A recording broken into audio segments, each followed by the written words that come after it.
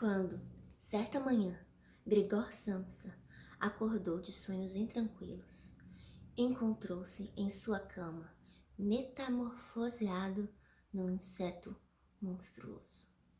Assim começa a metamorfose de Franz Kafka. Já começa assim, no clímax, naquele momento em que tudo muda. E é aí que a gente já se sente preso à narrativa. É sério, como parar de ler um livro que começa dessa forma? A primeira frase do livro diz que o protagonista acordou e se tornou um inseto monstruoso. E da onde isso? E isso é possível, meu Deus do céu? E o que vai acontecer? É um livro maravilhoso de que nós vamos falar hoje aqui no canal. Eu sou a Priscila Daledoni. Aproveite e já curta o vídeo. Já se inscreva no canal caso você ainda não seja inscrito. E já vou dizendo que quem ficar curioso e quiser comprar esse livro, eu já vou colocar o link aqui da compra na Amazon, beleza? Então vamos lá. A metamorfose. A metamorfose de um homem em um inseto monstruoso. Eu particularmente imagino uma barata. E eu imagino que a maior parte das pessoas também pensem numa barata. Mas o Franz Kafka nunca deixa claro. Ele inclusive faz um pedido para que nas ilustrações, nas capas dos livros, não se coloquem imagens do tal inseto monstruoso. Para que cada leitor crie o seu próprio. Eu imagino uma barata gigante, bem nojenta.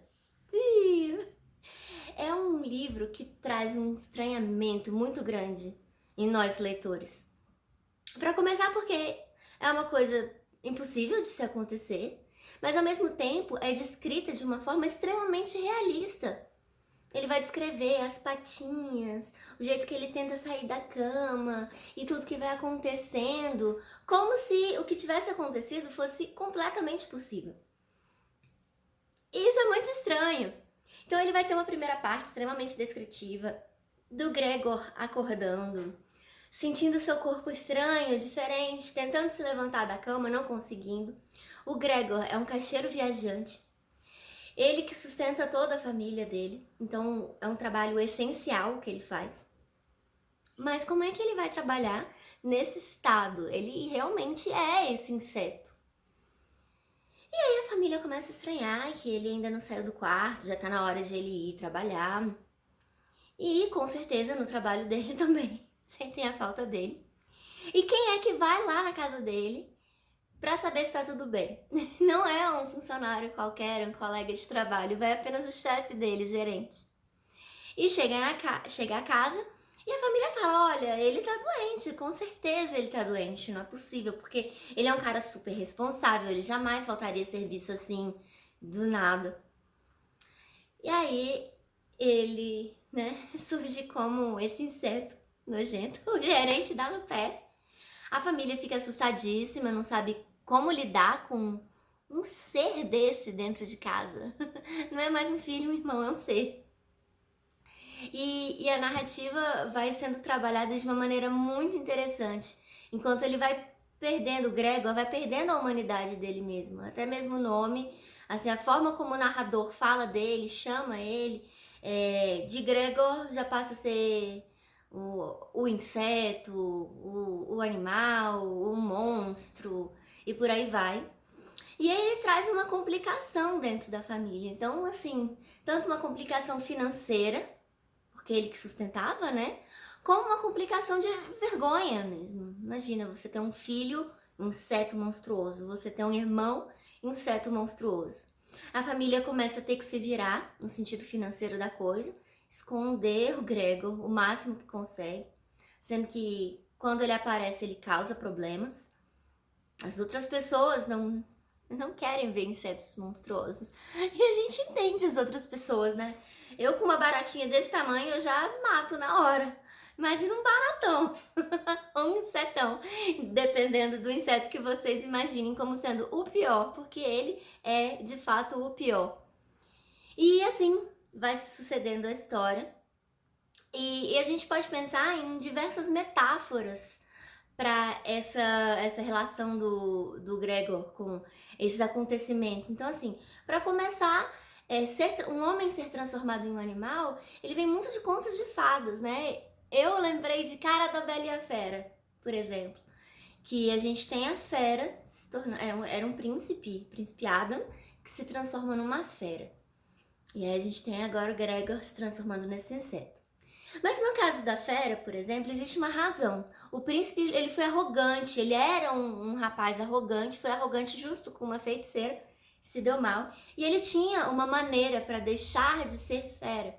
Uma moça se apaixonasse por ele. No caso do Gregor, coitado, a gente nunca fica sabendo por que ele virou esse inseto. Não existe nem o questionamento.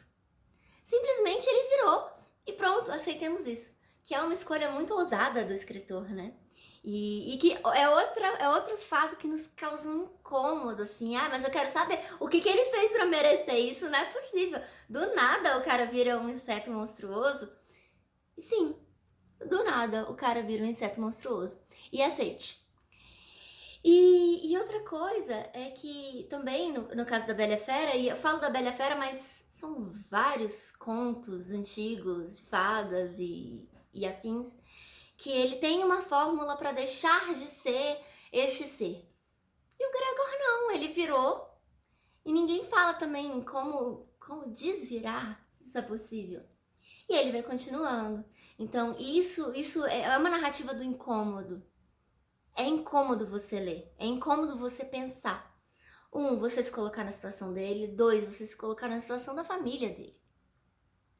E aí a gente pensa numa metáfora, por exemplo, que assim, foi a coisa que mais me veio à cabeça, de uma pessoa deficiente, que se torna deficiente em algum momento da vida, por algum acidente, alguma questão orgânica.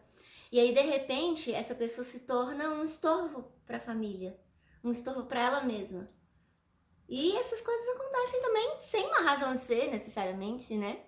A gente vê tantos casos de pessoas super saudáveis tendo algum problema de saúde ou sofrendo algum acidente, pessoas cautelosas, inclusive, sofrendo acidentes por culpa de outras pessoas ou sem culpa de ninguém, uma fatalidade da vida. E como é que nós, família, também reagimos a essa situação de termos agora que carregar esse fardo dessa pessoa.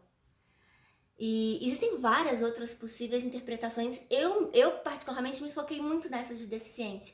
Mas há quem fale em depressão também, que faz sentido. Então a pessoa depressiva passa a não ver mais graça em nada, a não conseguir se levantar direito da cama, ser como se fosse mesmo um inseto monstruoso, se torna um fardo.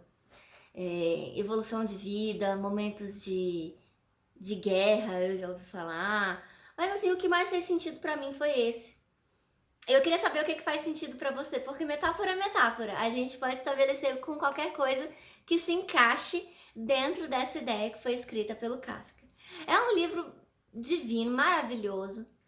A narrativa é muito bem construída, a preocupação que ele tem com a escolha vocabular, sabe? A escolha lexical dele, de tudo. Parece que é tudo amarradinho, é tudo com sentido.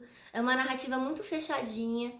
E eu aconselho todo mundo a ler. É um livro, vocês podem ver, é curto, a gente não diz nem que é um romance, a gente chama de novela.